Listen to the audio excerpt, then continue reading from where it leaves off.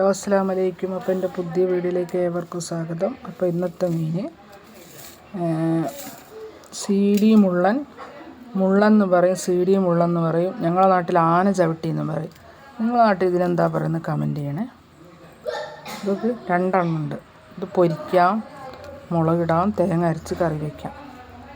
അപ്പോൾ ഇത് പൊരിക്കാനാണ് ഉദ്ദേശിക്കുന്നത്. നല്ല ടേസ്റ്റാണ്. കാൽസ്യം കണ്ടൻറ്റ് കൂടുതലുള്ള മീനാണിത്. ഇത് എല്ലിനും പല്ലിനും നല്ലതാണ്. ഇതിൻ്റെ പുറമേയുള്ളൊരു വെളുത്തൊരു സാധനമില്ല, അത് കാൽസ്യം കേട്ടോ, 100 പോലത്തെ സാധനം. അപ്പോൾ ഈ മീൻ കുട്ടികൾക്ക്, മീൻ കൂട്ടാത്ത കുട്ടികളുണ്ടെങ്കിലില്ലേ, ശരിക്കും ഇത് പൊരിച്ചിട്ട് കൊടുക്കണം. എന്നാൽ കാൽസ്യത്തിൻ്റെ കുറവുണ്ടാകുന്ന കുട്ടികൾക്കെല്ലാം ഈ മീൻ വാങ്ങിക്കൊടുക്കണം. ഇത് തളയന്, പിന്നെ ചെറിയ മുള്ളന്, ചൂള, അതിലൊക്കെ നല്ലോണം കാൽസ്യം ഉണ്ട്. അപ്പം മുട്ടയും പാലും കഴിക്കാത്തവർക്ക് മീൻ നല്ലോണം കൊടുക്കുക.